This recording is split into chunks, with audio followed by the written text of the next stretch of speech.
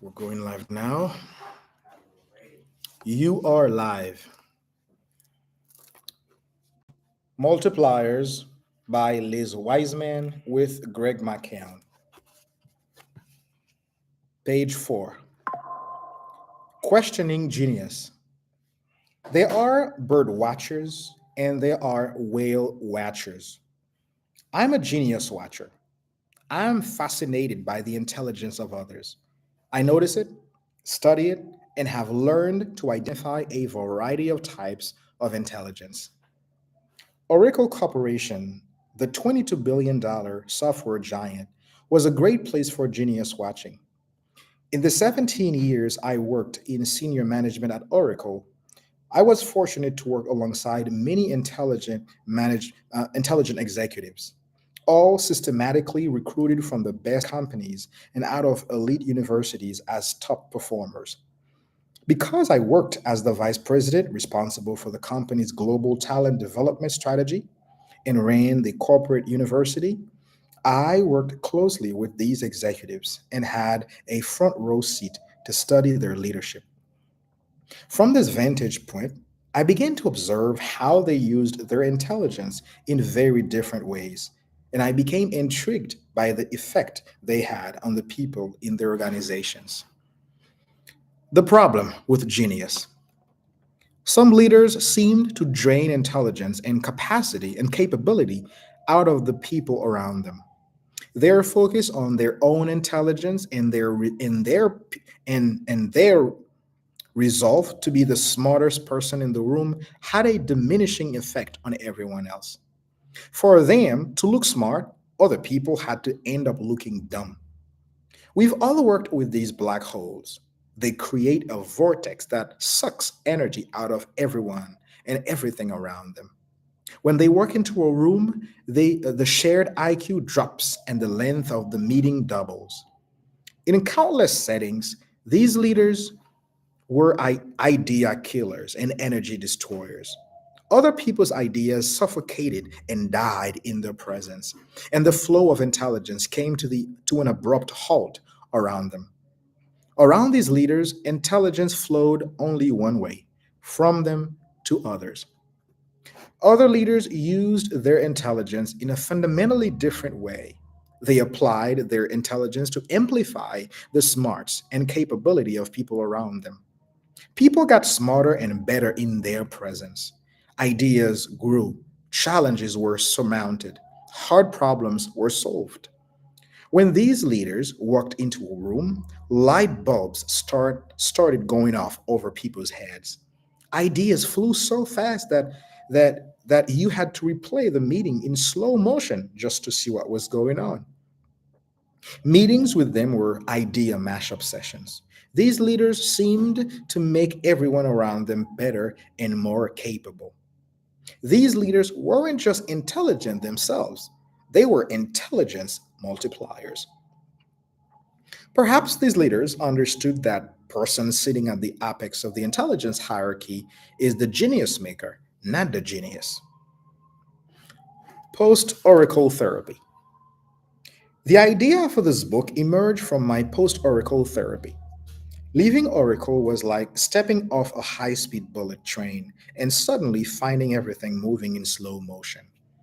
This sudden calm gave way to wonder about the lingering question: how do some leaders create intelligence around them while others diminish it? As I began teaching and coaching executives, I saw the same dynamic playing out in other companies. Some leaders seemed to boost the collective IQ while others sucked the mental life out of their employees. I found myself working with highly intelligent executives who were struggling with their own tendency to either overtly or subtly shut down the people around them. I also worked with many senior leaders struggling to make better use of their resources. Most of these leaders had developed their leadership skills during times of growth. However, in a more austere business climate, they found themselves unable to solve problems by simply throwing more resources at the problem. They needed to find ways to boost the productivity of the people they already had.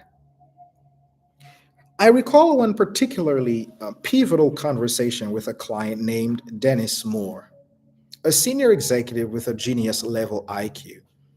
As we discussed how leaders can have an infectious effect on the intelligence in their organization and spark viral intelligence, he responded, "These leaders are like amplifiers. They are intelligence amplifiers." Yes, certain leaders amplify intelligence. These leaders, whom we have come to call multipliers, create collective viral intelligence in organizations. Other leaders act as diminishers and deplete the organization of crucial intelligence and capability. But what is it that multipliers do? What is it that multipliers do differently than diminishers? Scoring business school journals and the internet looking for an answers to these questions, as well as for resources for clients, yielded only frustration. This void set the course for my research into this phenomenon. I was determined to find answers for leaders wanting to multiply the intelligence of their organizations. The research. The first major discovery was finding the perfect research partner, Greg McKeown, who was studying at Stanford University's Graduate School of Business. Greg, originally from London, England, had worked as both a management advisor and a leadership development analyst for global companies. Greg has a curious and tenacious mind and a passion for leadership that gave him my same measure of determination to find the answers. After I convinced Greg to divert from a PhD program, we formalized our research effort and went to work. Greg brought rigor to our analysis and our debates and asked the questions as we wrote up our findings. He has focused on teaching and testing these ideas inside organizations, which has allowed me to teach and write, giving voice to the ideas I have observed and studied for many years. We began our formal research by defining the question that would consume us for the next 2 years. Quote, what are the vital few differences between intelligence diminishers and intelligence multipliers, and what impact do they have on organizations? Unquote. Wake up for 730 days with the same question was like the movie Groundhog Day, in which Bill Murray wakes each day to the same time and song on his alarm clock, destined to repeat the events of the previous day. In the singular and prolonged pursuit of this question, Greg and I began to develop a deep understanding of this multiplier effect. We began our research by selecting a set of companies and industries in which individual and organizational intelligence provide a competitive advantage. Because these organizations rise or fall based on the strength of their intellectual assets, we assumed the multiplier effect would be pronounced. We interviewed senior professionals inside these organizations, asking them to identify two leaders, one who fit the description of a multiplier and one a diminisher. We studied more than 150 of the resulting leaders through interviews and a quantitative assessment of their leadership practices. For many leaders, we then followed an intensive 360-degree interview process with both former and current members of their management teams. As our research expanded, we studied additional leaders from other companies and industries, looking for common elements that spanned the business and nonprofit sectors, as well as geographies. Our research journey took us across 4 continents and introduced us to an incredibly rich and diverse set of leaders. We came to know some of these leaders quite well, studying them and their organizations in depth. 2 of the leaders we studied provided a sharp contrast between these 2 leadership styles. They both worked for the same company and in the same role. One had the Midas touch of a multiplier, and the other had the chilling effect of a diminisher. A tale of 2 managers. Vikram worked as an engineering manager under two different division managers at Intel. Each leader could be considered a genius. Both had a profound impact on Vikram.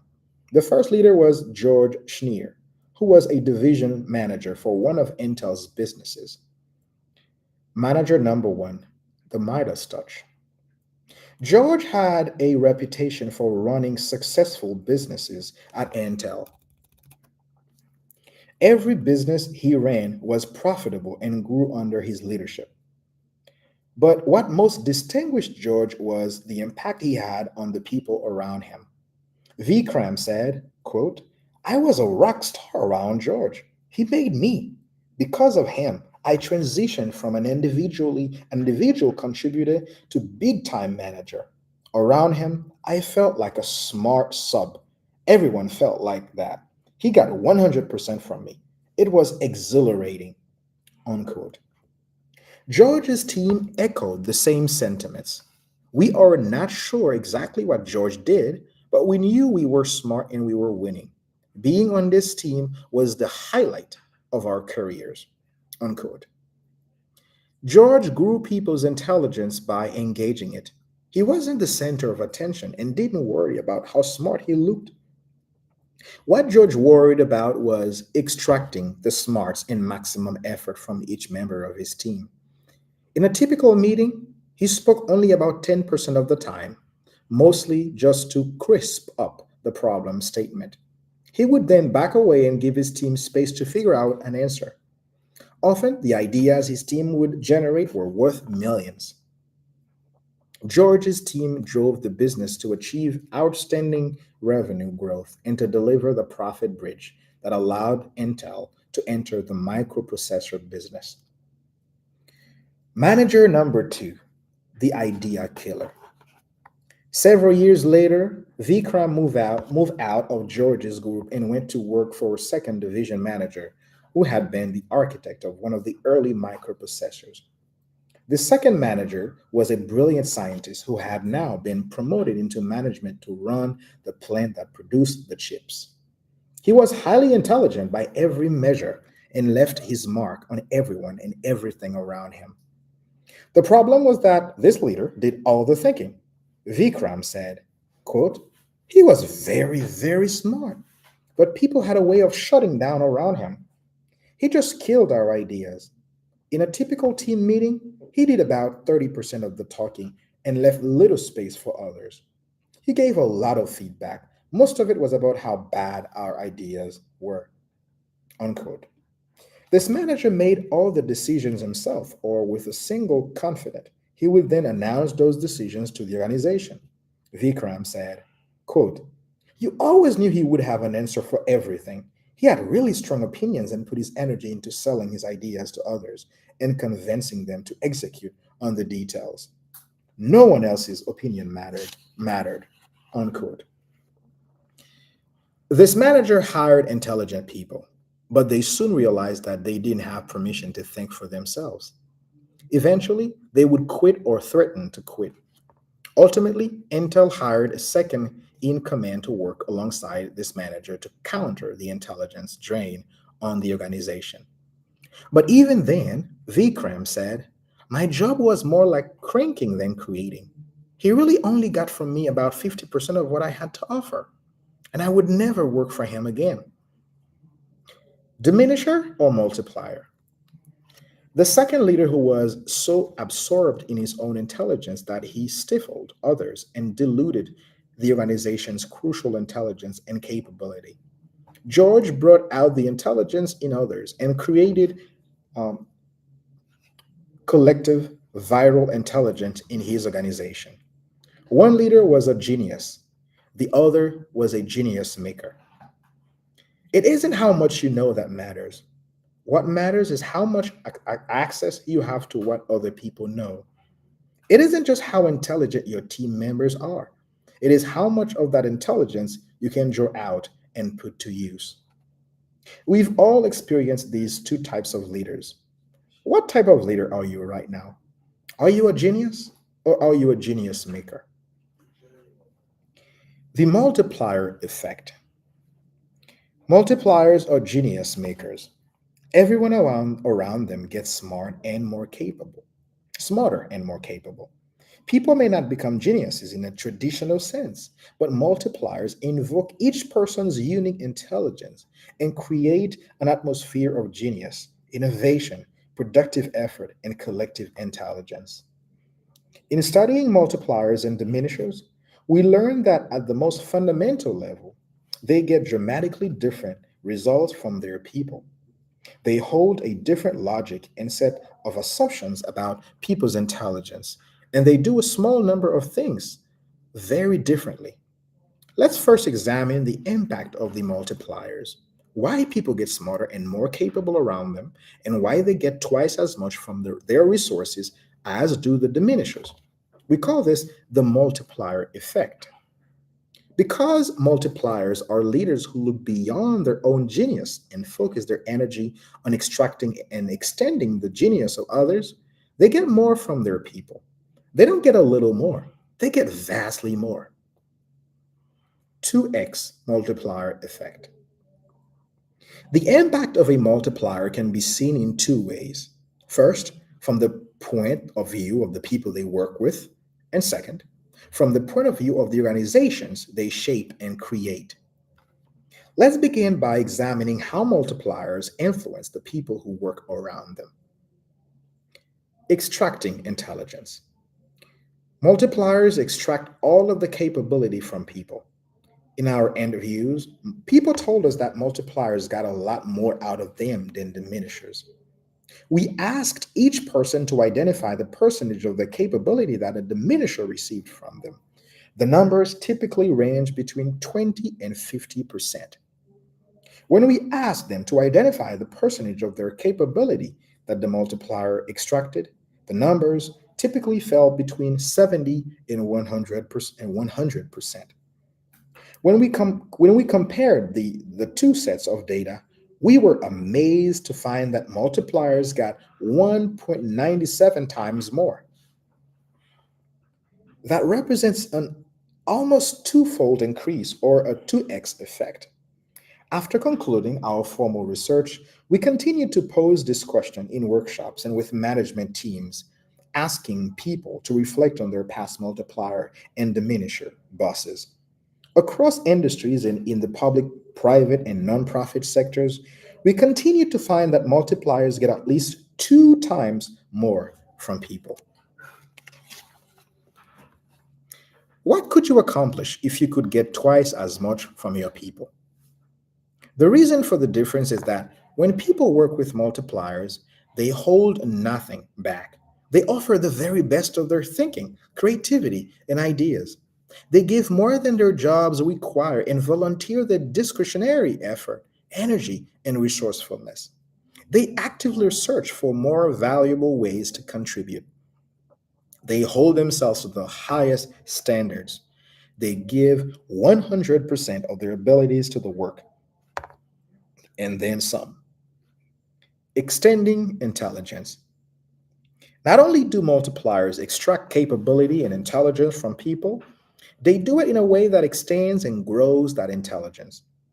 In our interviews, people often said multipliers accessed more than 100% of their capability. They would say, quote, "Oh, they got 120% from me," unquote. Initially, I pushed back, citing that getting more than 100% is mathematically impossible. But we continued to hear people claim multipliers got more than 100% from them. Greg pushed this issue, suggesting this pattern was an important data point. We began to ask, why would people insist that intelligence multipliers got more out of them than they actually had? Our research confirmed that multipliers not only access people's current capability, they stretch it. They get more from people than they knew they had to give. People reported actually getting smarter around multipliers. The implication is that intelligence itself can grow. This is an insight that is corroborated by other recent research into the extensible nature of intelligence. Consider a few recent studies. Carol Dweck of Stanford University has conducted groundbreaking research that found that children given a series of progressively harder puzzles and praised for their intelligence stagnate for fear of reaching the limit of their intelligence.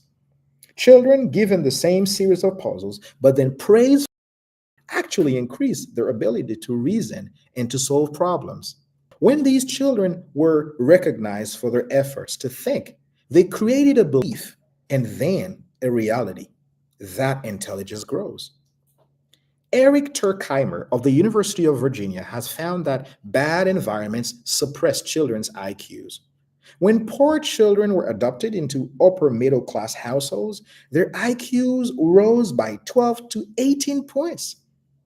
Richard Nisbet of the University of Michigan has reviewed studies that show one, students' IQ levels drop over summer vacation, and two, IQ levels across society have steadily increased over time.